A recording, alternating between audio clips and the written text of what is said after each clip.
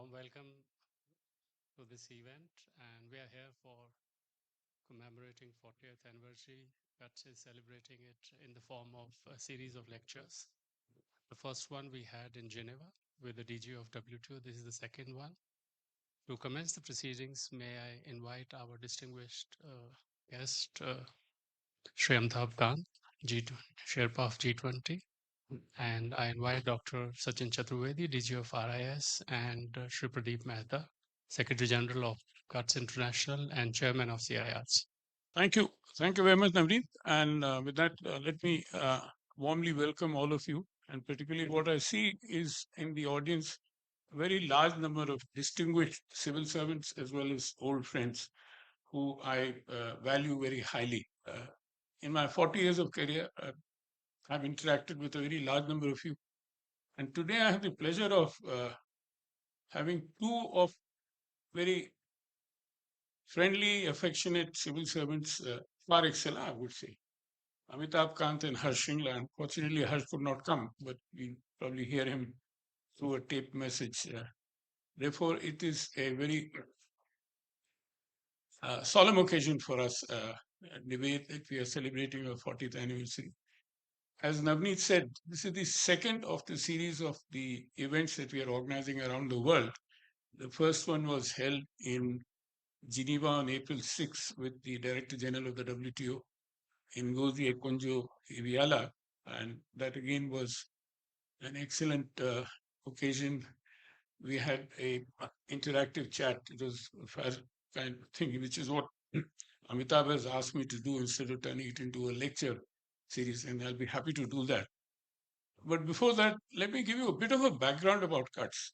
We started in 1983 with a zero budget out of a garage in my little flat that I had. And since then, we have grown organically. Rather than without any mentors or rich supporters or something, just sheer hard work.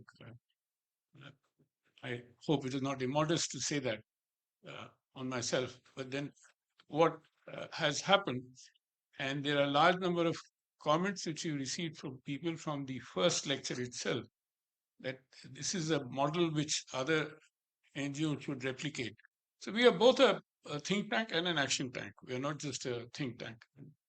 Whatever work we do it with a purpose. And even these series of lectures that we are doing follows a series of lectures which we did in the year of our 30th anniversary.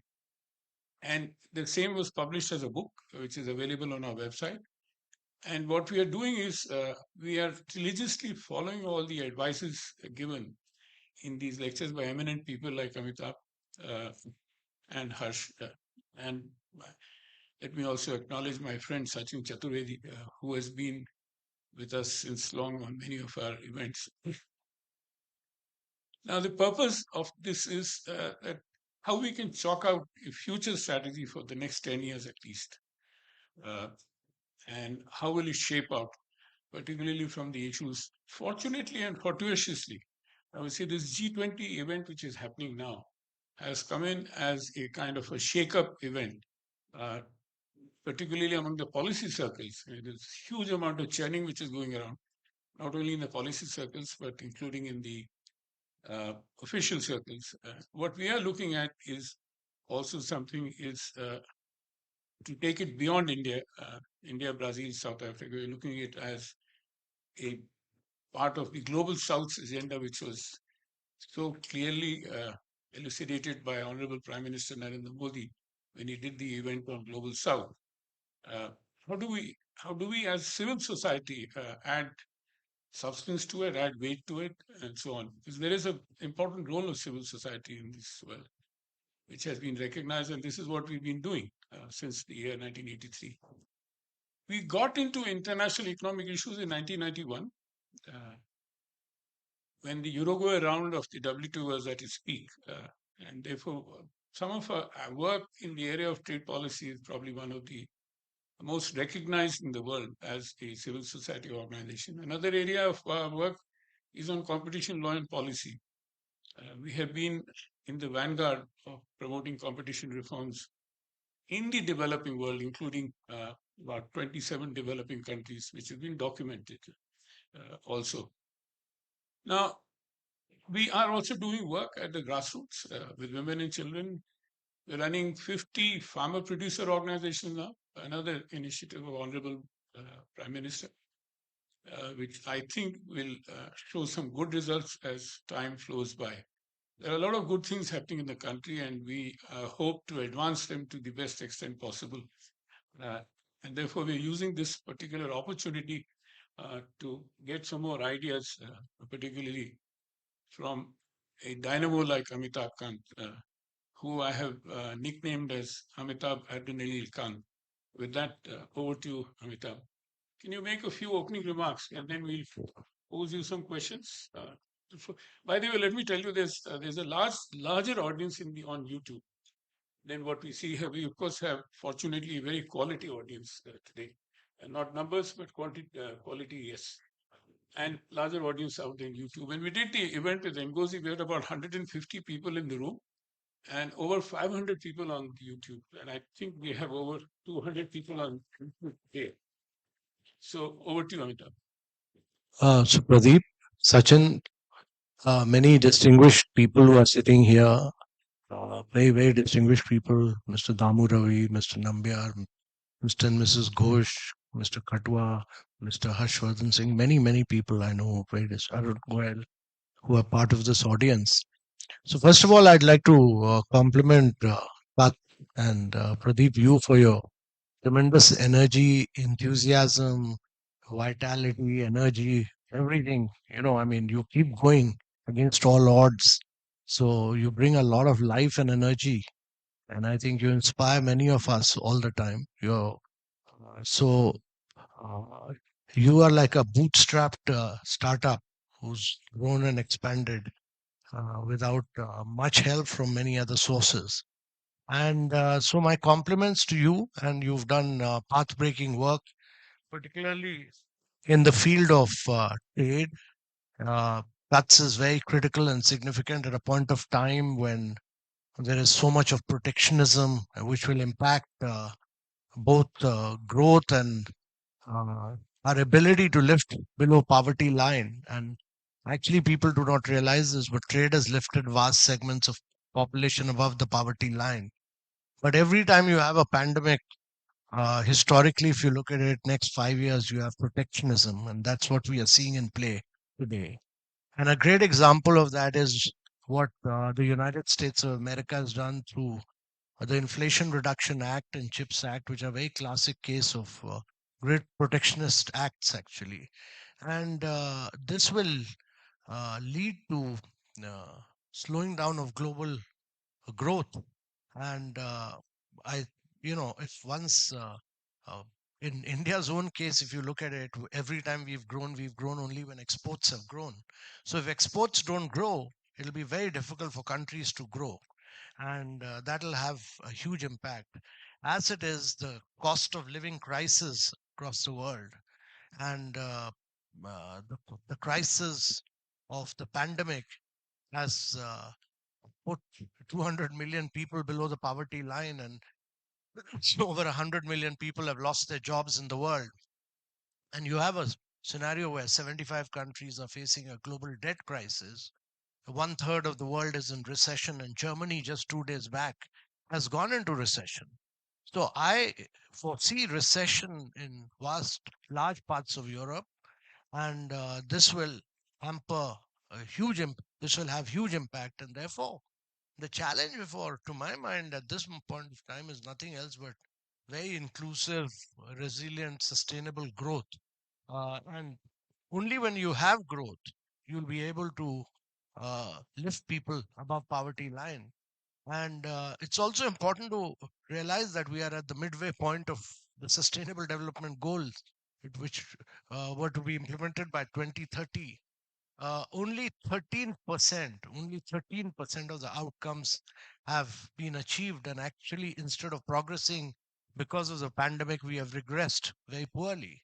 So those are challenges, and there's a crisis of climate action, and you'll need a vast amount of resources to flow in. So you have a scenario where actually the financial policies pursued by the developed world has led to the monetary policies have led to huge amount of liquidity, which has led to high interest rates, which have led to actually resources from emerging markets flowing to the developed part of the world. Whereas all the growth in the coming years will come from emerging markets and not from the developed part of the world. And the policies being pursued by uh, uh, multilateral institutions have not been able to manage the global financial architecture. They've not been able to manage global inflation. So these are the challenges before the world, and I'll be happy to respond to. I would prefer that it's an inter. I can go on and on and on for a long time, but I think it's better that we convert it into a lively, vibrant uh, interactive session, and it'll be in tune with the philosophy of cuts Thank you very much. rather than doing monologues. No, no, thank you for inviting my interruption. You spoke about, I mean, the title that we looked at in terms of your talk was on jobs, infrastructure, and inclusion.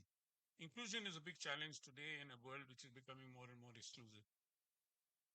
How do you think, in terms of, I mean, if you look at the way multilateralism is shaping up, if it is shaping up well at all, it is not. And that is what is it that we can send out as a message from Delhi at the end of this year or in the G20 summit? So I think the challenge before the world, as far as multilateralism is concerned, is firstly that many of the multilateral financial institutions which were created in the post World War II era were Bretton Woods institutions which were designed for another era. And today's era, which is basically about financing for climate action and financing for sustainable development goals, are really the key challenges. And they are not designed for that. It's not that there is a shortage of resources in the world. The total amount of liquidity available in the world is close to about $350 trillion.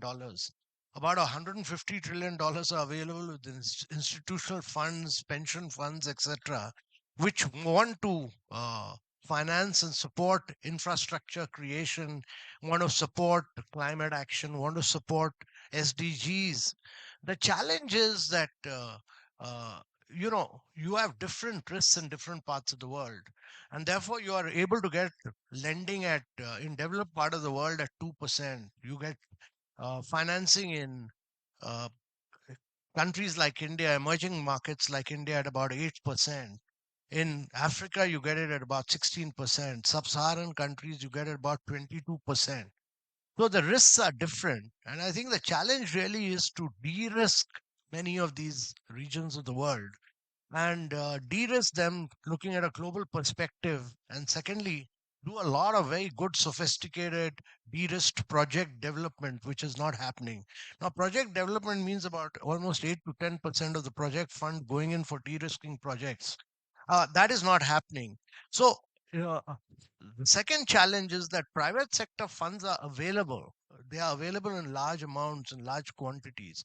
They'll not flow in unless and until multilateral institutions are not able to not able to do more lending through blended finance. You need new institutions like credit, first loss guarantees, credit enhancements. All these are critical instruments in today's world. I think MEGA of World Bank has to play a much bigger, much greater role in due course. All this is not happening. The World Bank institutions, the multilateral institutions, the staff is is incentivized to do direct lending rather than pooling resources and doing co-financing, and rather than bringing in partnership with the private sector. So that is really the key to my mind, and that is what was recommended by the eminent group, which was headed by Tharman of Singapore, who was the deputy prime minister of Singapore earlier. 5 years back, it didn't take place. Janet Yellen has been talking about it now from the United States, because the US financial policies actually have led to inflation and have led to increased interest rates, which has led to resources flowing. So they feel now that it's important that multilateral institutions should support emerging markets. That's the language they are talking. But this would require a huge amount of play The new encasing committee and Larry Summers' report will come out by the end of June, first week of July, etc. That will be the first tranche of it. So let's see. But that making recommendations, writing reports is one part of it. Actually, cracking it into implementation is the key part, and that is critical, and that is important. The other is important thing to realize is that in today's world, I mean, if you look at India's economy, it's 3.5 trillion. The World Bank lending is just 3 billion in India. So it doesn't matter what the kind of lending it is doing. If you look at overall the total lending of the Chinese banks put together with AIIB and the new bank, they do more lending than what World Bank and the IMF, the window that they have, they do more lending than that. So institutions like the Paris Club, which was built over the years by France because they were supporting African countries and they still think they will manage global debt, have become irrelevant. You, the Paris Club lending to some countries, they control global debt, but they are irrelevant because over the last few years, the lending by the Chinese banks and Chinese institutions to African countries and the private sector lending to these countries is enormously much more, and that is what the Chinese are saying, that we need to make a play, have a critical role in final decision making rather than the Paris Club deciding this. And what they're saying is right, actually. So they need to be brought on board, and these are challenges of the global financial architecture, international financial architecture right now. Thank you, Amitabh. Just a little house announcement. Since Amitabh has to go for the new Parliament House inauguration. No, he'll spend time. Thank you very much. But there was a tape of Harsh Shingla, which I think we can play after this. But the question is, Amitabh, the point which you raised is something which need reflection. That if multilateralism has to succeed, we cannot ignore China. Unfortunately, both Jake Sullivan and Janet Yellen have spoken that you cannot decouple China. And the fact is that China has a huge amount of investment in US bonds. So I don't know what is the kind of geopolitics. Sachin, would you like to comment on that? Thank you. Thanks, Pradeep ji. And I join Shimitab ji in congratulating you for cuts. And I think it's a great contribution. It has filled in a huge space. And some of us who have been following your work from early 90s and particularly at the Cancun WTO ministerial, the role that cuts played is known to everyone. So I think congratulations for that. Following back on the point that Sherpa made just now, I think one point that is important here is also to realize the fact that, and that's what probably my question would be to Sherpa, in terms of if we are on the Kurz platform and trade doesn't come up, it would not fit in well. And that's where, sir, I wanted to ask you this whole emphasis that you made and also guided Ministry of Agriculture to come up with the paper on food security, and your emphasis right from day one. Fortunately, RIS was involved as knowledge partner, so we prepared that. But as the issues are emerging, we have not made much emphasis on trade, which is very much our emphasis when it comes to WTO. And WTO has expanded in several areas over the last couple of years, though things have not moved. But when it comes to G20, food security has a huge implication because we have to export. It was on President Biden's personal request that Prime Minister encouraged states which are growing wheat, and we helped Egypt. It was done, though the peace clause, etc., have not been turned into the assets that we wanted. So, how you see those issues which are related to trade, but so crucially connected with global food security? After the Ukraine war, almost 25 countries have knocked the door of IMF for support, financial support for food security. There are 38 countries which are facing huge food crisis, and that has multiplied over the months. So something that is so crucial is still countries are not leaving the old positions at WTO. G20 is not the platform to turn that into anything else. But how you are dealing with this major problem, which agriculture working group I'm sure is grappling with, but it would definitely get escalated at Sherpa's level because US and particularly Europe would have a very different position. On your point, Pradeep ji, on this idea of financial crisis that is coming in. And as Sherpa mentioned, the idea of France becoming irrelevant with the Paris Club, what they are now trying to do, and fortunately some of us are part of that initiative, which President Macron has launched for last 8 months, is to have dialogue with China, to bring in at least some banks of China on board. And fortunately, 3 of them have come on board, and they are participating in the forthcoming June summit, where India is also a partner. And they are trying to address some part of their loan to be co-opted in the Paris Club. So this development is happening, but all that we calculated with Homi Kharas and his team, and we have found that it would be something like 18% of the total credit that China has given to Africa. So that is something which is important. Coming on Africa, and again, I would congratulate Cuts for this great role you have played in Africa. Your office is in Africa. I think you're the only think tank, action tank in Africa. And I think it would be important for us, the kind of emphasis PM has laid. Indian think tank. Indian think tank, Indian think tank. Others are there, very much there. Particularly an Indian also, others are there. In the economics profession, probably you were the first one. IFT has also opened their campus. So now I think the emphasis on global south from that perspective is also equally important. Fortunately, Ministry of External Affairs now has made up their mind of going ahead with Prime Minister's idea of having a center of excellence for global south, and fortunately MEA has decided that to be based at RIS, so we would be partnering with you. Incidentally, RIS is also getting set from June onwards to celebrate our 40 years, so that is also going to be there. But so my question to you and to Thank you. Mr. Secretary. Thank you. Amitabh, over to you before I turn. Shall we open the floor? Yeah. Okay. You should listen to people Yeah. like Ghosh.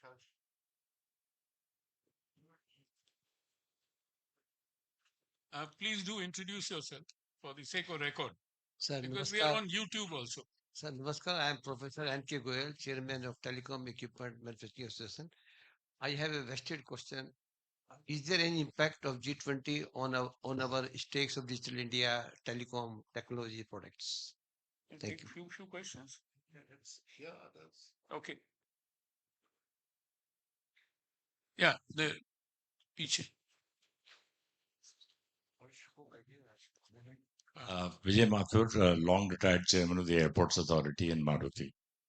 You very rightly pointed out that we need investment. And the real key, as we all know from investment, you with your background in industry know it firsthand, is you need investors' trust. And you need investments confidence that the policy framework on which they're making large investments in long projects will go through. And the problem there is, as you rightly pointed out, policy making is not the issue. Policy making is top level. You see increasingly with the information revolution that policy making has become very reasoned and very logical and supported with a lot of data. But what is the problem? The problem is rising political acrimony. And that's really an implementation. You and I have been in government, we know firsthand how much of implementation is sabotaged by political acrimony. And forget India, you look at across the world, you mentioned the US. Is the G20 looking at the issue? How do you dial down political acrimony? Because, in my opinion, that's the elephant in the room, not policy making. Thank you. Thank you very much. Thank you. Yes, please. Here. Good morning, everybody. I'm Anil Handa. On buy now, pay later, would you like to say something? And also the write-offs on the US on educational loans. Would you like to say something? Damu, would you like to comment? No. Vijay? Yeah. Thank you. I'd just like You to introduce yourself for the record. Vijay Nambiar, retired diplomat. Thank you. I'd like the Sherpa to comment on the role that civil society can play, particularly in terms of the financial, how to build up greater degree of support for action. It also appears as if there have been suggestions from civil society for greater representation in the UN in terms of various modalities, civil society, envoy, etc. Some of it seems unviable, but is there any role from the G20 as well as from the UN? Is there any role that civil society can play that is more, in a sense, in tune with the realities of the developing realities? Thank you. Well, let me first start with this question on the digitization bit, because digital transformation is very, very critical. And if you have to make a major impact on poverty or SDG, then digital transformation will play a key role. And India's put that right in forefront as one of its key priorities, as well as on what we've done through the digital public infrastructure. Is we've been able to build an alternative model. I mean, most technological innovations happen on account of the developed world, and they've happened in the last 2 3 decades on account of uh, big tech, Google, Facebook, Apple, uh, Amazon, and in the case of China, because of Tencent and Alibaba. But they've happened because they had access to the data of the citizens, and they were able to use AI and machine learning to push a lot of innovation. In the case of Europe, it was GDPR, which is focusing on privacy, and therefore it has had an impact on innovation, and innovation has not really had a huge uh, impetus in Europe in the last few years. But in India, what we did was that we created the railway tracks, we created on the public layer, which was the digital identity, and then we allowed private sector to innovate on top of the layers, on top of the public layer, which was really a public interest layer. So we did the digital identity first, and then between 2015 and 2017, we opened about 500 million bank accounts, which is about 55% of the bank accounts opened across the world. Every second bank account was opened in India. And then we linked up the bank account with the both the Aadhaar number and the mobile number. And then we enabled everybody to do fast payment, and mobile became the virtual bank.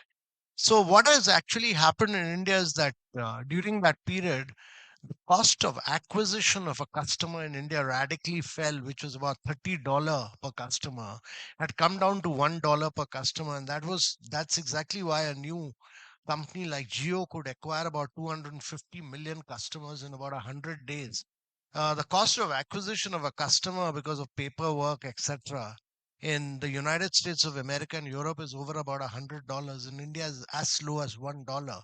You can open a bank account using just your bank biometric in 1 second, and our digital payments take just about 30 seconds. So we are doing about 11x digital payments of what USA and Europe do. We do about 4x of what China does. But we've created other layers, other deep digital public infrastructure like DigiLocker. We've created the Cowin, we created Diksha, we created Swayam. Now, if you look around the world, there are 4 billion people who do not have a digital identity. 2.5 billion people do not even have a bank account. 133 countries in the world do not have a fast payment. So I think what India's view is that this model of digital public infrastructure needs to be taken across the world to transform lives of citizens, because during the COVID period, India could put money into the bank accounts of almost 800 million people directly without any leakages. And therefore, we could, instead of giving large packages, we could reach money straight into their bank account. And I think that's a model which needs to be taken around the world. A lot of innovative work has been done by triple IIT Bangalore. Because of MOPP, you can do innovation on digital identity based on the prevailing circumstances of that particular country.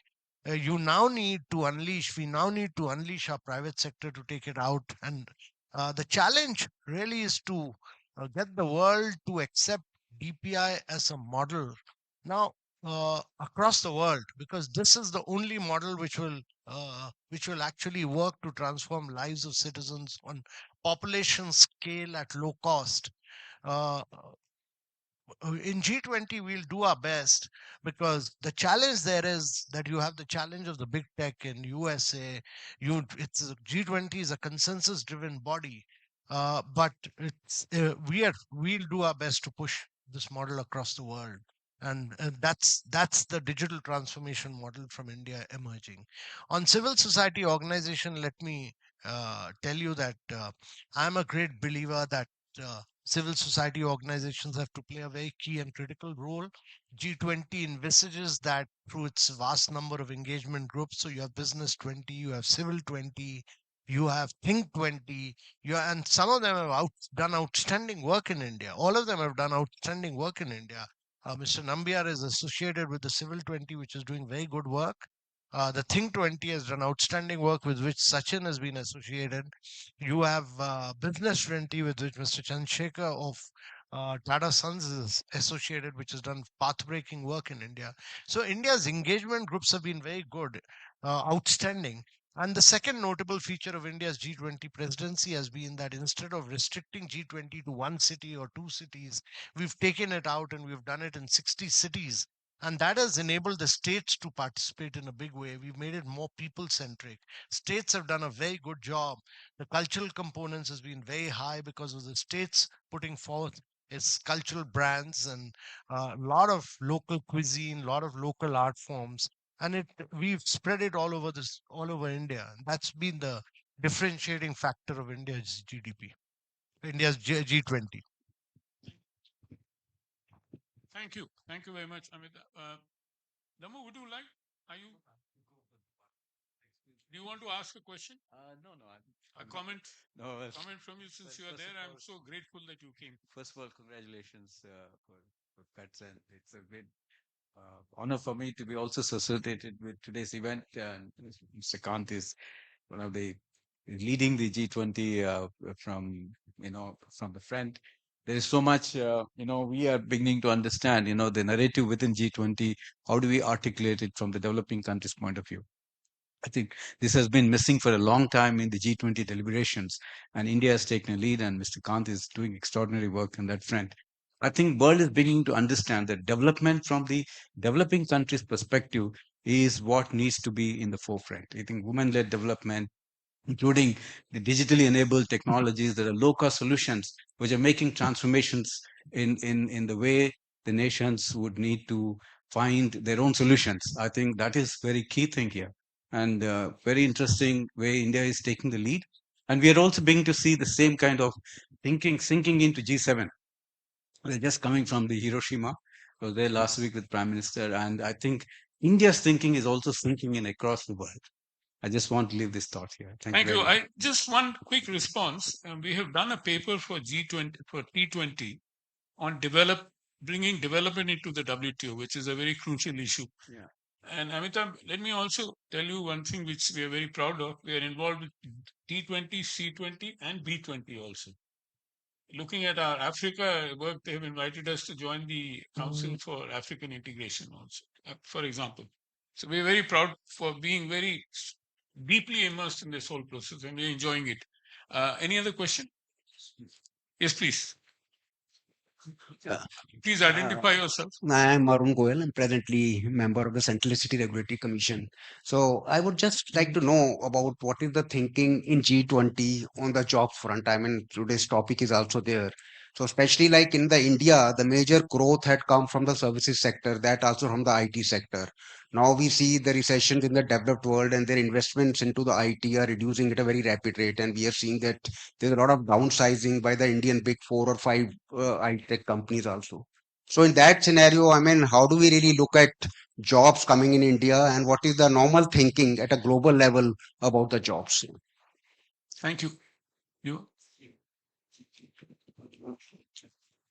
I think, as Sherpa said, three of our engagement groups have proactively engaged in terms of how employment strategy is to be built up. And as Pradeepji was mentioning, the Task Force 1 in the Think 20 T20 is focusing on livelihood security.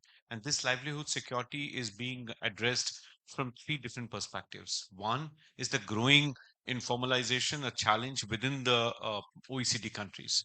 So OECD has come up with two position papers on how this informalization is going to affect, and that is an issue that G20 is grappling with right from Argentinian presidency, and it has in last three presidencies has been one of the areas. So if you see the G20 declarations, there are two paragraphs which are on informalization of jobs and the challenges that are coming in, how ILO and others are handling, but how the social security nets have to come up. So that's one part of it.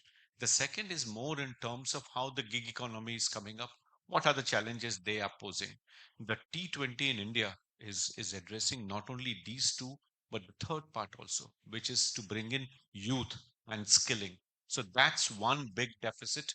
All the three countries, India, Brazil, and South Africa, they're going to face. So the task force where Pradeep ji was talking about is basically ensuring this. And there are a couple of our labor economists from VV Giri National Institute, Alak Sharma and his group.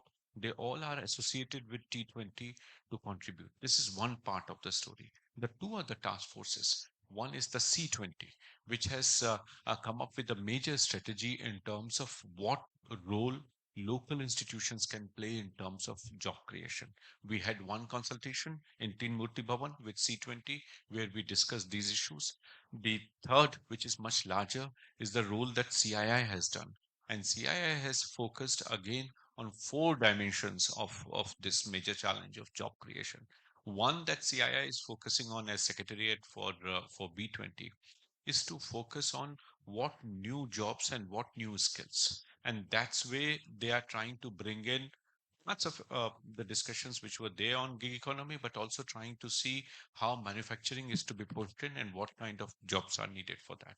The second component which CII has addressed, which I think is absolutely important for almost all developing countries, is to provide a large number of fellowships that are needed for skilling. And that's where the budget allocations, the role that UNIDO and others have to play is what CII is talking about.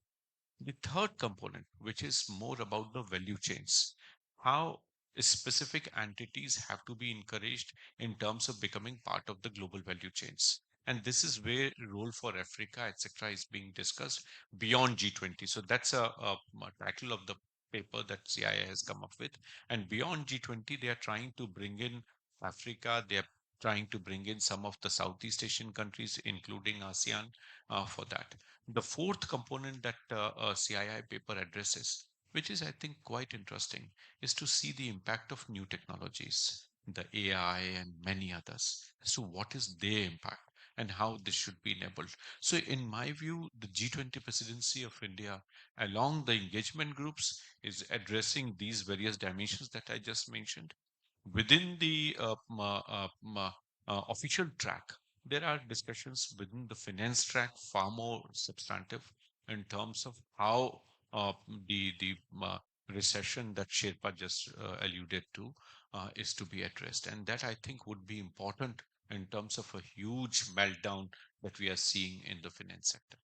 Thank you very much. And let me just reflect from what Sachin just spoke about in terms of the jobs. The engagement group in B20, we are actively engaged with that. We are also, how do you call it, co-chair or member or what have you. Not only that, we have also conceptualized a project to work on all these issues across the three countries, India, Brazil, and South Africa. And that's what I was talking to Damu again, that it requires an IPSA push. And because IPSA has also been working on it, except that it has become a little dormant. So that has to be revived, which is what he told me, that finally the government is thinking of reviving IPSA. So this is a project that we're looking at in order to bring in some substantive dialogue within these three countries, in order to, as you rightly said, India, Brazil, South Africa all face these problems. That is what we recognize, and we request your support for this particular project. There's another IPSA project that we are looking at is on climate resilient infrastructure. Again, India, Brazil, and South Africa. Any other questions? Yes, please. Sir, I'm Sumir Basin. I would like to know about the geopolitical impact on de-dollarization. And in respect of India, we are talking about propping the rupee, but structurally we have trade imbalances, as we say in the case of Russia. We have promoted the rupee trade, but there is a problem of a huge trade imbalance, which has even grown further during the last 1 year. So how do we address that? Thank you. The gentleman next to you. Morning, sir. I'm General Pavan Anand. Served in the Army for 36 years. I've been Secretary General of the Highway Operators Association, and I'm currently with a think tank, USI of India. Two questions, sir, both addressed to Amitabh Kanji. What I observed in the infrastructure sector, sir, is that there's a lot of funds waiting on wings, wanting to come into investment into infrastructure in India, especially in the highways where I was.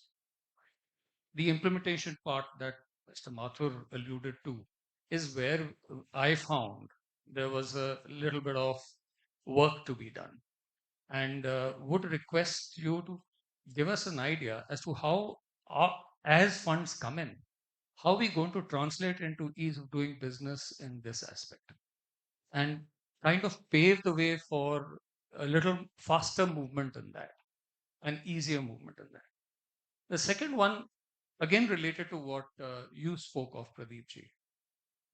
Lately, during our discussions in Moscow, two things emerged. BRICS is going to come into a lot of play now. It's going to be a playoff with G20 and BRICS both coming into the scene. IBSA is on one end, but the Russians are very keen to have us also brought into RIC. And there are issues over there which we know create a lot of geopolitical friction.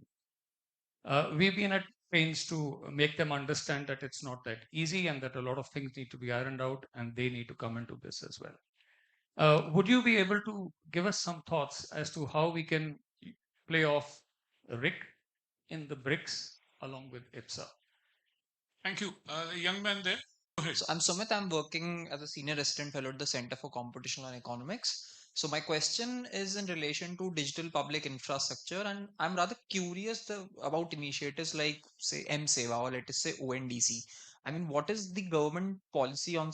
I mean, what is the direct or what is the policy directive? Because there is a larger perception in the digital entities that when these initiatives are taken here, the government is acting more as a service provider than as a facilitator.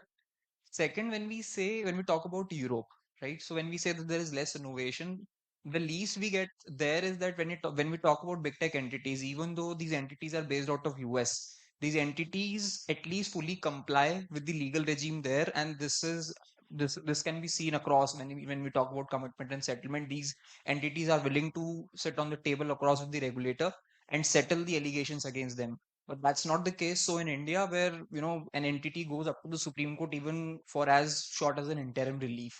So yeah, if some thoughts can be shared. Thank you. So let me first say that G20 is not an answer to every crisis in the world and every challenge of India. G20 is not an answer to all that. G20 is uh, it's important because it comprises of 85% of the global GDP and it comprises of about 80% of the trade. And therefore, it's a consensus making body. It's important because its voice counts when it says it decides something. The implementing arms are uh, the UN and the uh, World Bank and IMF, and therefore its voice becomes important. So that's why it's important. Now, I think G20 should be looked at from the perspective of the fact that UN is in today's world is not able to take decisions. It's become a very complex body of 185 nations, which is not able to arrive at decision making. When the Security Council was envisaged, they'd never envisaged that one of the five members will be at a war for a protracted period of a long time, and the veto power will not work, and those are the challenges. Now, G20 is important because it's the only body which comprises of both the developed and the emerging markets. And the emerging markets have a role to play. When there's a financial crisis, G20 has acted in 2002 and 2008, and it's taken in the past, it's taken several important and critical measures, and they have worked. And that's why G20 is a important voice. There is a geopolitical challenge right now because there's a Russia-Ukraine war going on, and the G7 in Hiroshima have taken a very strong stand against Russia. But the challenge for India is to bring everybody together and build a consensus, and that is important for India. That it should be much like what we played a key role in Bali to bring everybody around, and we drafted. Uh, G20 is not a political body. It's important to understand that it's an economic body, and it takes uh, economic decisions. It takes decisions for growth, development, finance, but not on political issues.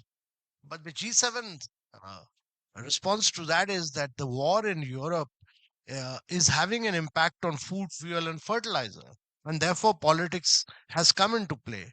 But when we drafted the agreement in Bali, we said that G20 is not a political body, but and therefore we went back and took the resolution of the United Nations, summarized that, and made it as para 3 of the Bali resolution. And para 3 and 4 were really drafted there in Bali by us, by India, to be able to push this through, and we including the voting pattern. And therefore, on the politics of it, we fell back on the United Nations resolution. But it should focus on economics, and on the issue of job.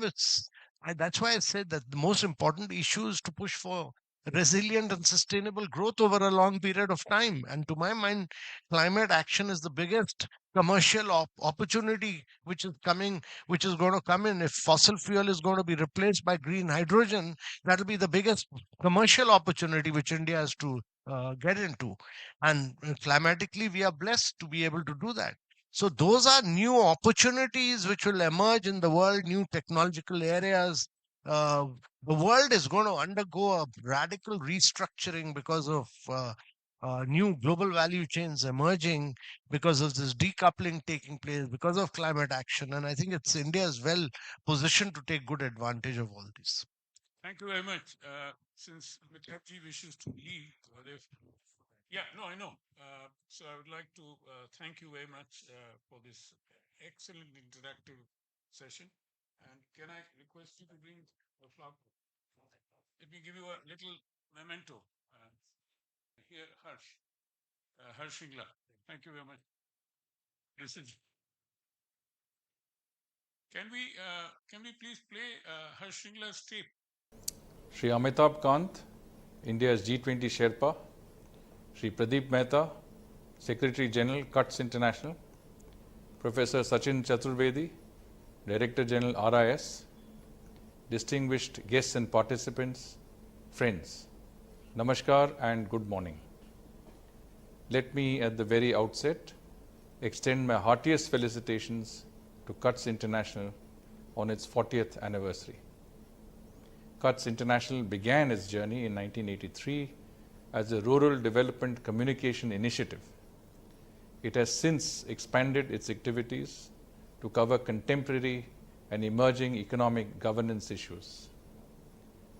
I'm very happy that CUTS International has taken an interest in the G20 and is contributing significantly to the process through multiple channels, including as a part of the Think 20 initiative. Over time, I have been privileged to be associated with several of the initiatives that CUTS International has taken. One of these was a unique compilation of specific export promotion efforts undertaken by missions and posts abroad. I was fortunate to have known and worked closely with Sri Pradeep Mehta ji over a number of years. I have seen him constantly striving for excellence in his work and that of CUTS International. It is therefore not surprising that CUTS International today is one of the most prominent think tanks in our country with a global outreach. I thank Pradeep Mehta ji and his esteemed colleagues for inviting me to be part of this event on such a special occasion. Friends, The theme of my speech today is G20 and the Global South, how India is making a bridge between the North and the South. As you are all aware, India is midway through its G20 presidency, which we took over in December 2022. So far, we have hosted 119 meetings in 48 locations across the country. In all of these events, India's consistent endeavor has been to make sure that the voice and concerns of all, especially our friends in the Global South, are highlighted. One of the first meetings India organized after taking over the G20 presidency was the Voice of Global South Summit in January. As Prime Minister Shri Narendra Modi ji said in his opening remarks to this conference, India's aim in organizing this was to amplify the voice, concerns and challenges faced by the Global South. India's choice of the theme of its G20 presidency, One Earth, One Family, One Future, is illustrative of our belief that the world can only progress if we all, the developed and the Global South, march forward together. India's broad G20 priorities include green development, climate finance, and lifestyle for environment, accelerated, inclusive, and resilient growth, accelerating progress on the SDGs, technological transformation and digital public infrastructure, reformed multilateralism, and women-led development. Each of these priorities has a bearing on the economic prosperity and well-being of all our partners, especially developing countries.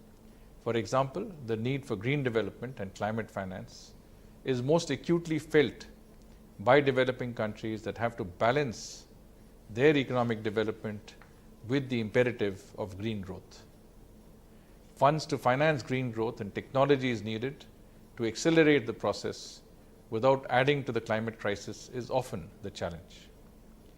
In his remarks to the G20 finance ministers and central bank governors in February this year, the Prime Minister stressed on the need for the G20's focus to be on the most vulnerable citizens of the world.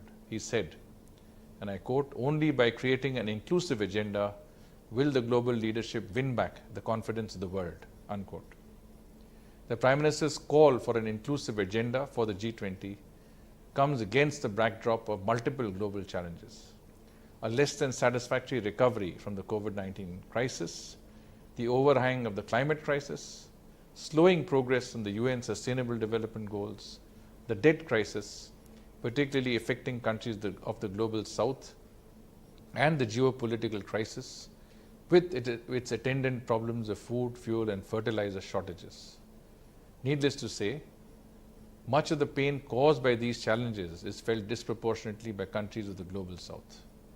The enormity of these challenges may also serve as an opportunity to unite the world to act on these common problems by driving global consensus. India, as a G7 partner, a member of groupings like the BRICS, IPSA, and the Quad, holding the presidency of the SCO and the G20, and as the voice of the Global South, is in a unique position to contribute towards lasting and meaningful solutions to collectively address global concerns.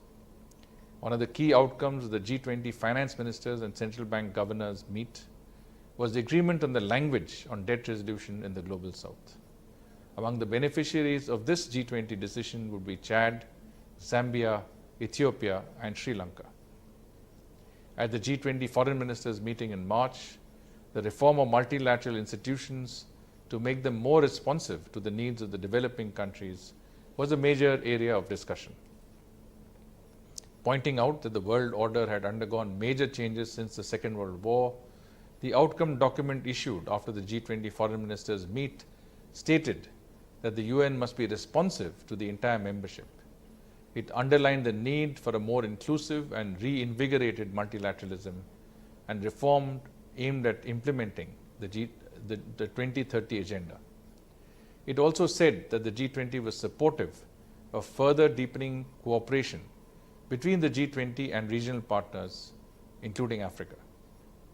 Again, the outcome document spoke of the need for international cooperation, development cooperation, to be guided by the principle of equal partnerships, country ownership, tailored to national, regional, and local needs and circumstances, taking into account best practices and guidelines.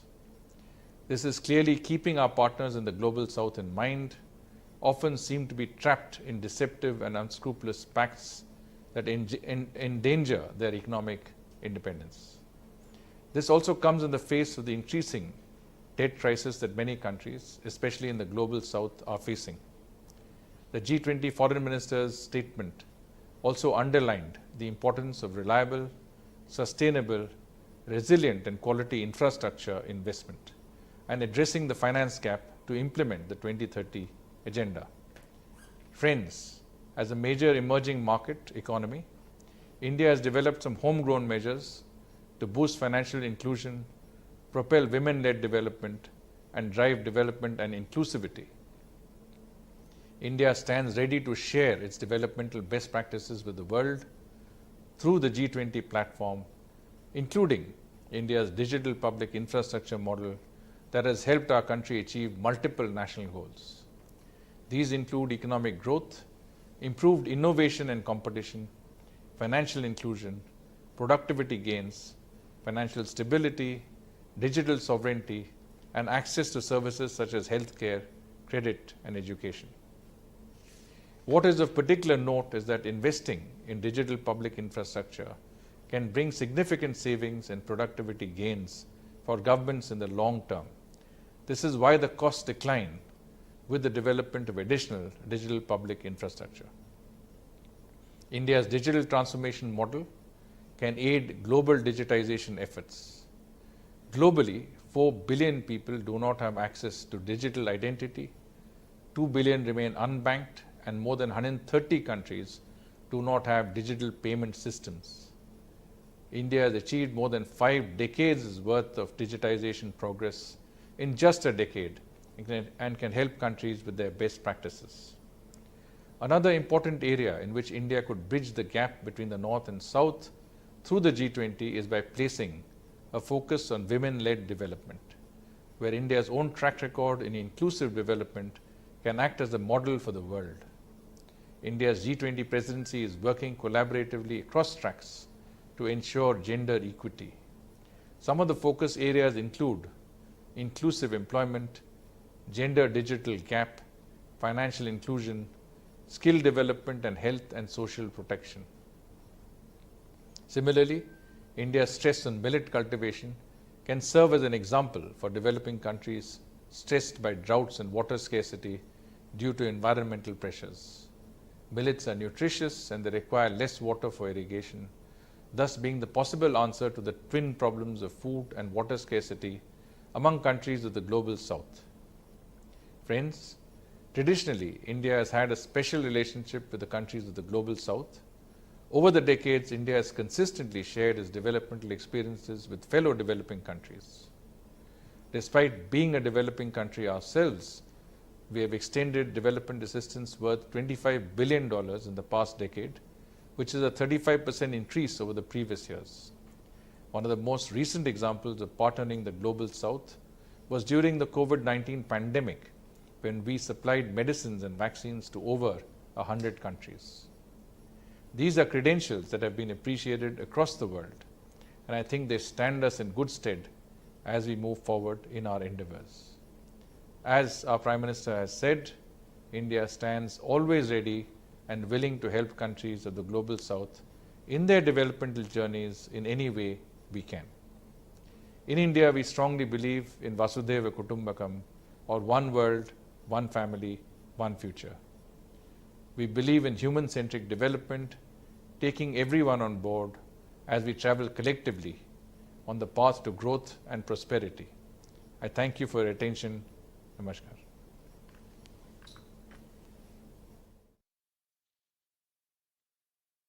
Thank Harsh Shringla in absentia.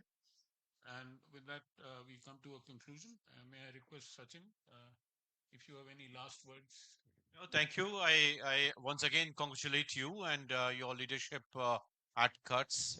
Thanks for this excellent morning today, for bringing in more discussions on how India is engaging with G20. But I'm so glad that Ambassador Harsh Shringla captured the essence of our presidency, which is to reach out to those who are not part of G20, and that's the global south. So I think we have captured that. I'm so glad that we could bring in civil society and with Ambassador Nambiar's presence, our commitment, our connect with civil society at GUTS, I think is most vital. Your own leadership on trade issues is here, so I'm glad that Harshji is here, and that connects us with trade issues. Last but not the least, I think, which is extremely important, is the element of gravitas in our trade analysis. Your contribution on competition policy has added when commission was not just there when you were talking about it. So Kutch has nurtured and has in a way initiated the nation to build those institutions which are extremely important, which are going beyond the binary of how we reduce tariff or how we increase tariff for trade advantage. You have taken the debate out of that context, and we have gone into what is called as deeper trade integration, and that's where I think Kutch's role is, and I congratulate you. Thank you. Thank you. In fact, if you remember, Amitabh in his first remarks spoke about building competitiveness and reducing protectionism. This is something which we've been doing for a long time. Harsh, you want to have a say, a comment? No, I wanted to seek some more information on what India, G20 under India's presidency is emphasizing very tangible kind of results in a number of areas. So, but the speech of Ambassador Shringla has highlighted many of them. The thought I had was that several of them, I hope, will come to fruition through the G20 process. But those ideas need to be more widely known so that initiatives by institutions like CUTS or other civil society organizations or think tanks can themselves take those forward through some kind of MOUs, through 3, 4, 5 country coalition, or links between, what they call 1.5 or track 2 initiatives, because the ideas which are being discussed under G20 right now, several of them have very practical impact, but they need far more than just decision or conclusion at G20 level. They need to be spread much wider. Thank So you. more information that would be helpful. Thank you very much, Harsh. As I said, we are doing two projects, conceptualized two projects. One is on skills and the other is on climate resilient infrastructure over India, Brazil, and South Africa. So there is a continuum to the activities which have been done by the G20 so far. And how do we build a kind of a chain so that there is a better impact in what could be done? Yeah. Can I just supplement? A lot of tools are getting known or being developed. So use of those kind of tools, knowledge of that, and building partnerships using that would be very useful. Thank you. Thank you very much. Would you like to give a memento to Sachin? Thank you.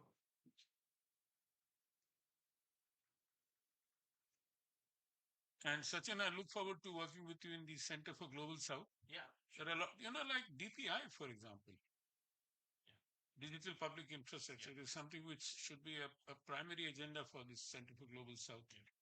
So a lot of countries are asking us, by the way. So yeah, we would Yeah. Thank you very much. Well, let me thank you all once again and to wish you a good day. Thank you.